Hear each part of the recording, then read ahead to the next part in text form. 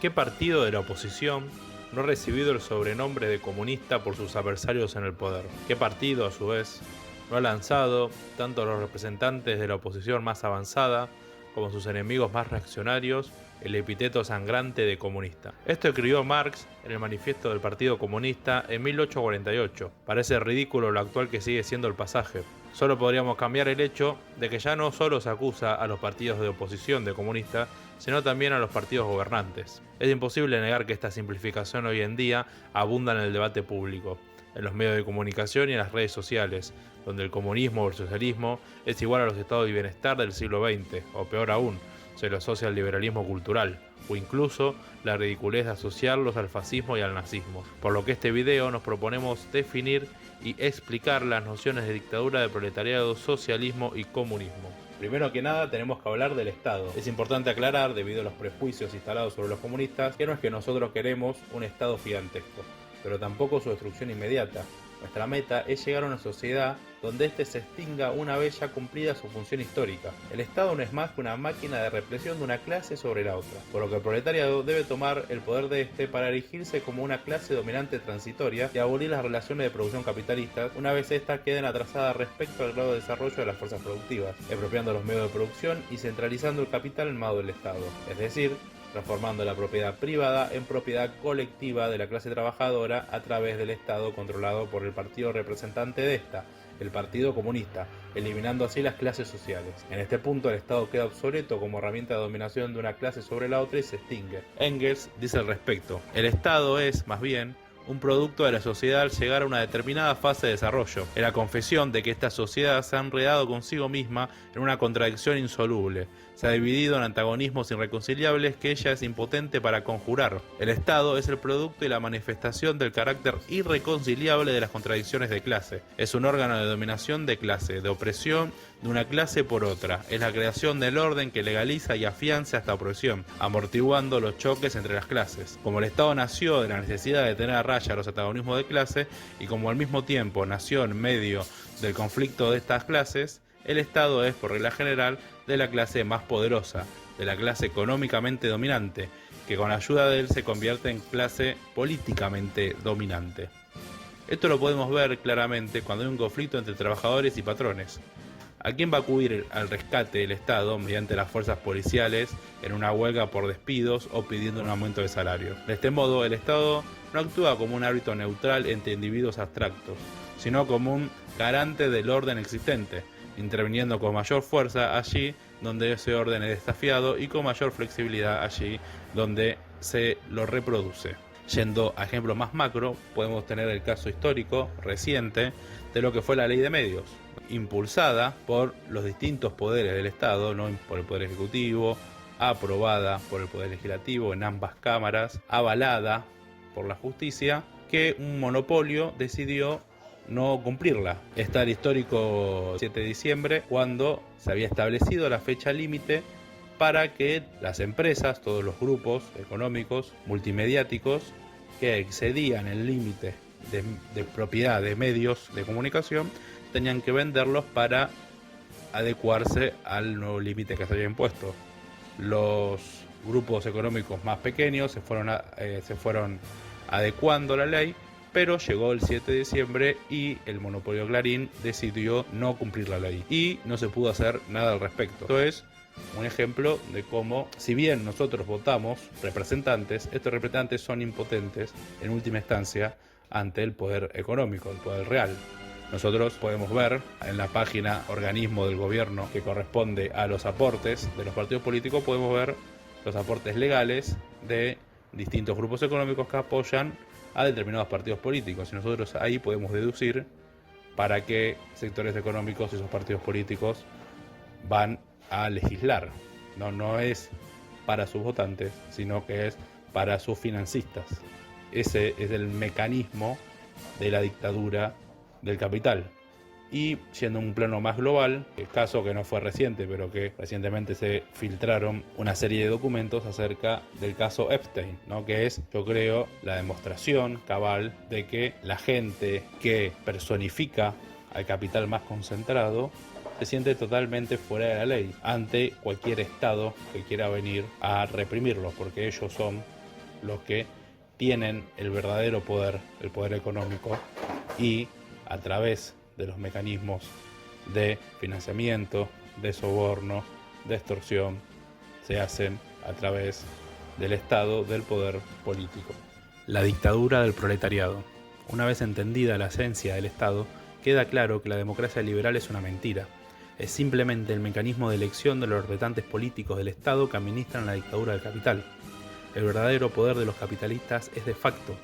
Nadie elige a los multimillonarios, que hoy en día, dado el grado de centralización del capital, incluso manejan mucho más dinero que los estados nacionales.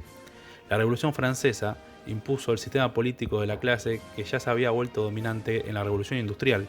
Si los señores feudales legitimaban su poder con el sistema de títulos nobiliarios que le daban derecho a la propiedad de la tierra y de sus vasallos, la burguesía construyó su sistema de legitimación a base de sistemas republicanos donde no solo se va a financiar las campañas de los políticos que después tienen que responder a ellos por haberlos puesto a administrar el Estado, sino que los mismos poderes del Estado son completamente corrompibles por el poder del dinero, desde los diputados y senadores hasta los jueces y miembros de la Corte Suprema. La clase trabajadora hizo lo mismo que las anteriores clases dominantes una vez tomaron el poder político, y como dijo Marx en el Manifiesto Comunista que debían hacer los trabajadores una vez tomado el poder del Estado, conquistaron la democracia e impusieron la dictadura del proletariado. La dictadura de los trabajadores significa la conquista de la democracia porque es la primera clase dominante compuesta por la abrumadora mayoría de la sociedad, a diferencia de los esclavistas, de los nobles y los burgueses, que eran una absoluta minoría. Y esta dictadura debió primero destruir el Estado burgués diseñado para el dominio del capital, para poder construir el Estado socialista que legitima el poder del pueblo trabajador a través de los soviets, que son los consejos de trabajadores donde toda la ciudadanía participa activamente en la política del país y elige a los representantes locales que van a elegir a los representantes regionales y así hasta llegar a la presidencia. Así funcionan con sus características particulares de cada país el centralismo democrático. En la dictadura del proletariado no hay un poder externo que maneja a los representantes de los estados elegidos mediante un concurso de popularidad que son las elecciones de la democracia liberal, sino que el pueblo gobierna directamente a través de su participación activa en los organismos del centralismo democrático y eligen a sus representantes en función de sus capacidades y en unidad nacional, sin partidos políticos que estén compitiendo entre sí por sus mezquinos intereses, mientras la mayoría de la población ignora dónde está el poder real que maneja el Estado tras bambalinas. Pero toda clase dominante presenta resistencia antes de su caída. Por eso las dictaduras del proletariado debieron y deben usar toda la fuerza del Estado para reprimir a la clase burguesa ante cualquier intento de imponer su voluntad, tal como hace el Estado burgués ante las demandas de los trabajadores. Y debe construir un sistema cerrado que no sea influenciable por el poder del dinero de la burguesía en las potencias burguesas. Las democracias liberales de los países subdesarrollados están completamente infiltradas por ONG y filántropos que financian partidos, cumpliendo el rol que en un principio fue pensado solo para las burguesías nacionales, pero que desde el paso a la etapa imperialista del capitalismo se transnacionalizó y hoy en día vemos surgen de la nada partidos y movimientos similares como las nuevas derechas, que son la prueba de lo vulnerables que son los sistemas políticos capitalistas de los países sometidos al imperialismo. Por eso no vemos estas nuevas derechas en Cuba, Vietnam, Bielorrusia, China, Corea del Norte o Laos, porque sus sistemas políticos son cerrados para evitar la influencia externa del imperialismo. Son dictaduras del proletariado firmes en su voluntad de mantener el poder de su país en manos de la clase trabajadora, cosa que sería imposible bajo la democracia liberal. Por esto, las dictaduras del proletariado no avanzaron todavía hacia la extinción del Estado, porque aunque sus burguesías nacionales han sido derrotadas, el capitalismo es un sistema global y mientras exista imperialismo, el Estado sigue estando vigente para defender el poder de la clase trabajadora sobre su país. En este sentido, la cuestión central no es si una forma política se autodenomina democrática o dictatorial. Esa oposición es engañosa. La democracia, tal como existe bajo el capitalismo, no es el gobierno del pueblo, sino una forma específica de dominación de la clase burguesa, una dictadura de clase que se ejerce a través de mecanismos representativos, jurídicos e institucionales. Del mismo modo, toda forma estatal, independientemente de su apariencia, es siempre la dictadura de una clase sobre la otra.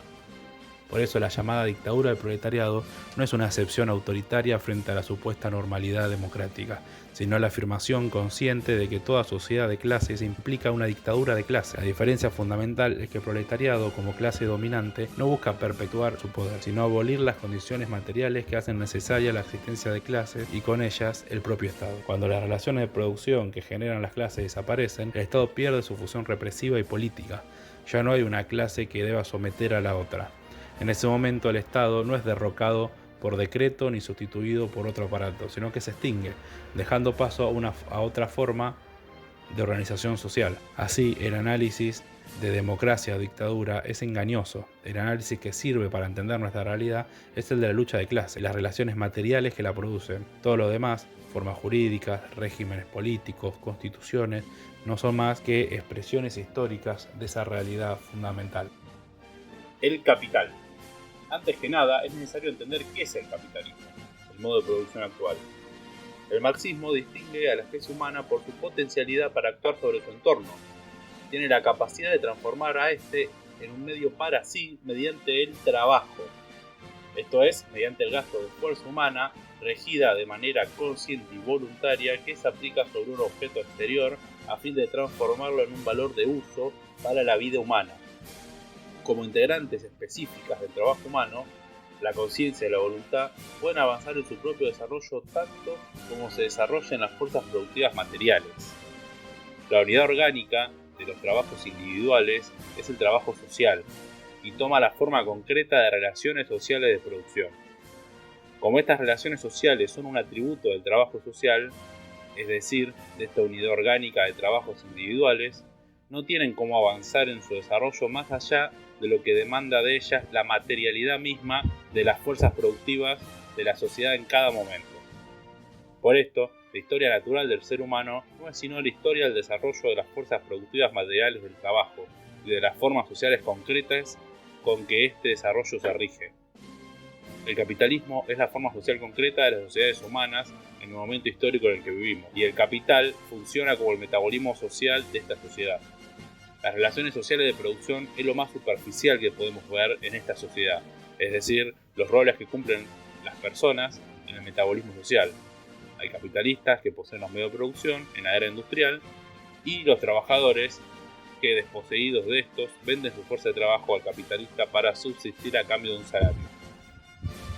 Pero como veremos más adelante, en la etapa más avanzada de la dictadura del proletariado, en el socialismo, el rol del capitalista puede ser ocupado por la clase trabajadora erguida como clase dominante a través de la conquista del Estado, por medio de su partido, el Partido Comunista. Y el capital sigue existiendo sin capitalistas, porque la esencia del capital está en la unidad más concreta y específica, la mercancía. La base del modo de producción capitalista está en la producción y circulación de la mercancía. Ahí está la relación social general, el metabolismo social de la sociedad actual. El capital es valor que se revaloriza, y su fórmula es dinero, mercancía, más dinero. Es decir, la producción social se organiza en torno a la inversión de dinero, en capital constante, es decir, en medio de producción, y en capital variable, es decir, fuerza de trabajo, de donde va a extraer el plusvalor al trabajador. Después, esa inversión de dinero se convierte en mercancía, que va a ser vendida en el mercado por un valor de dinero mayor al adelantado en un principio.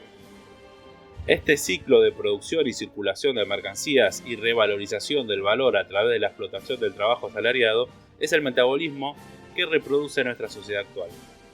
Por esto, el capitalismo se define, además de por sus relaciones de producción basadas en la burguesía del proletariado, que supone el trabajo asalariado, aunque el rol de la burguesía lo ocupa un Estado proletario, y por la producción de mercancías como relación social general.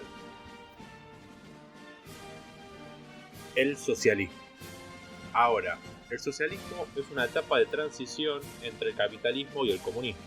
Como explica Marx en la crítica al programa del Gotha, entre la sociedad capitalista y la sociedad comunista no existe un salto directo, sino un periodo de transición revolucionaria de la una a la otra, al que corresponde necesariamente un periodo político de transición. Esto implica que la toma del poder por parte del proletariado, si bien es una condición indispensable, no equivale por sí misma a la construcción plena del socialismo. Es solo la administración del capital por la dictadura del proletariado. Marx aclara, además, que en esta fase no nos encontramos ante una sociedad nueva plenamente desarrollada, sino ante una sociedad que acaba de salir de la sociedad capitalista y que por lo tanto presenta todavía en todos sus aspectos el sello de la vieja sociedad de cuya entraña procede. La diferencia fundamental entre la dictadura del capital y la del proletariado es que la burguesía ha sido desplazada del control del Estado, y de estas, con el socialismo, es que en este último la burguesía fue expropiada de los medios de producción, como en los socialismos del siglo XX.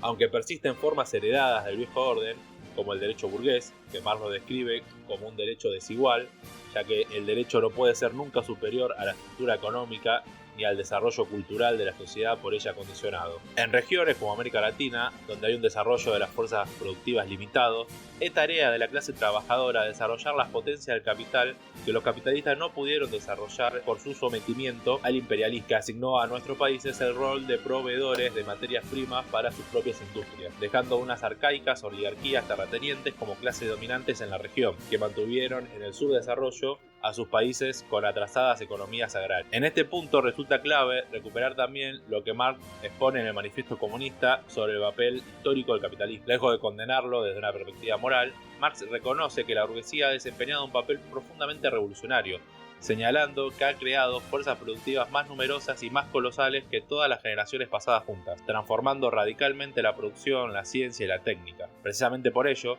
los comunistas no son anticapitalistas en un sentido moral, sino postcapitalistas. Comprendemos que el capitalismo ha desarrollado enormemente las fuerzas productivas, pero también que ya es una traba para el desarrollo de la humanidad, dado el nivel de desarrollo de las fuerzas productivas. Necesita una centralización del capital para poder llegar a desarrollar sus últimas potencias como metabolismo social, para llegar así al fin de la economía de escasez y llegar a la economía de la abundancia, que van a necesitar del cambio del modo de producción comunista para que puedan ser aprovechadas en favor de toda la humanidad.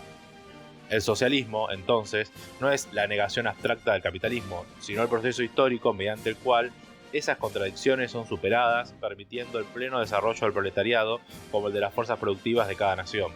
El desarrollo económico va generando la necesidad de transformar las relaciones de producción mediante revoluciones que reorganizan el metabolismo social, adaptándolo al nuevo grado de desarrollo de las fuerzas productivas, así como el capitalismo, que fue fruto del desarrollo económico durante el feudalismo y cambió las relaciones de producción para adaptar el metabolismo social a la gran industria y las nuevas rutas comerciales luego de la circunnavegación de África y la conquista de América. El avance de la automatización y la inteligencia artificial y la conquista del espacio va a necesitar de la centralización del capital en el Estado socialista, ya que la competencia en este nivel de desarrollo, más que ser beneficiosa a es un desperdicio de recursos. La centralización socialista vendría a racionalizar el desarrollo, planificar a largo plazo y poner los beneficios de este desarrollo de las fuerzas productivas en favor de la humanidad, para plantearse la superación de los grandes problemas que tenemos como especie, como el hambre, la falta de vivienda, el cambio climático y el desempleo, en vez de desperdiciar recursos en la anarquía de la competencia capitalista y mantener los lujos y depravaciones de la parasitaria clase capitalista. El comunismo. Bueno, hasta acá teníamos ejemplos concretos de las etapas del proceso revolucionario que implicamos. De una dictadura del proletariado que toma el poder del Estado sin eliminar a la burguesía, sino que sometiéndola, tenemos a China, donde si bien existe la burguesía, esta no tiene el poder del Estado y por ende tampoco plena libertad de mercado. Es intervenida por el Partido Comunista de China y limitada a los objetivos que marcan los planes quinquenales. Después del socialismo, donde se eliminan las clases sociales capitalistas, tenemos el ejemplo de la URSS y los países socialistas del siglo XX. Aunque todavía sigue funcionando el capital como relación social general,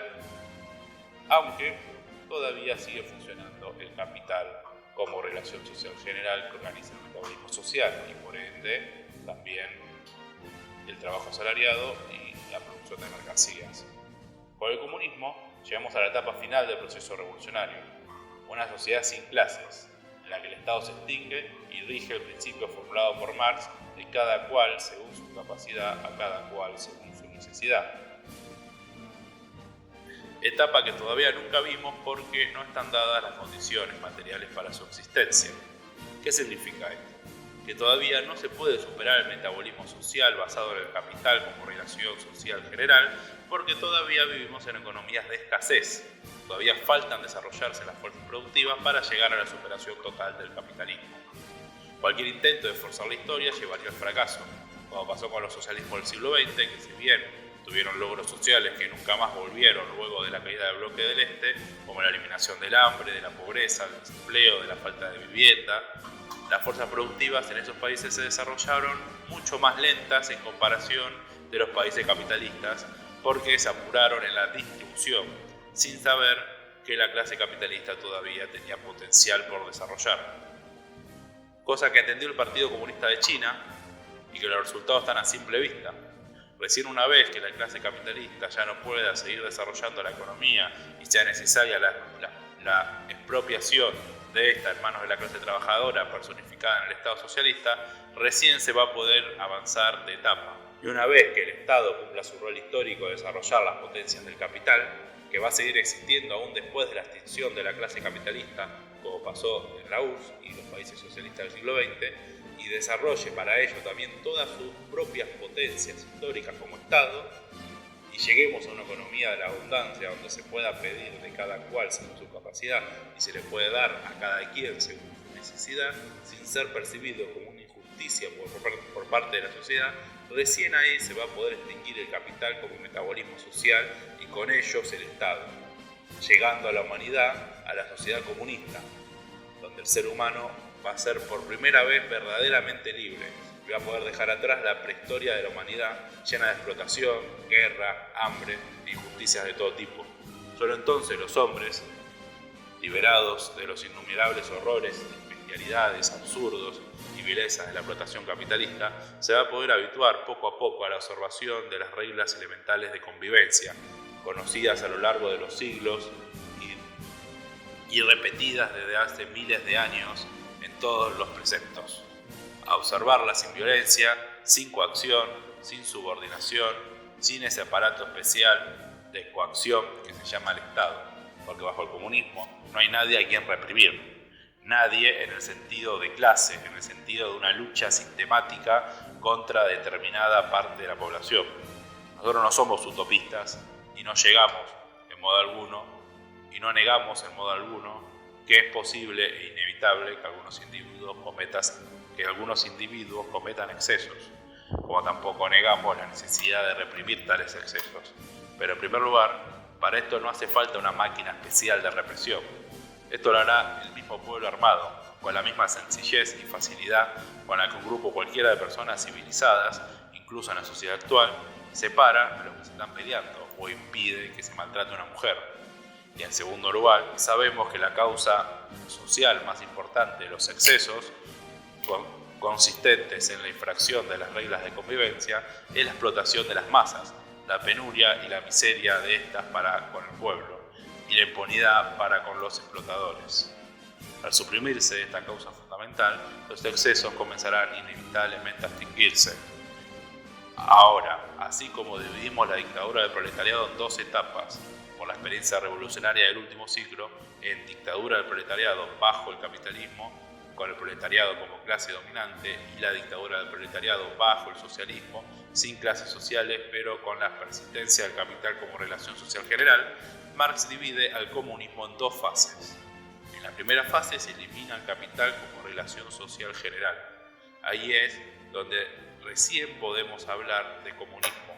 Marx la describe así: eliminándose la mercancía y el trabajo asalariado, cada miembro de la sociedad, al ejecutar una cierta parte de trabajo socialmente necesario, obtiene de la sociedad un certificado acreditativo de haber realizado tal o cual cantidad de trabajo.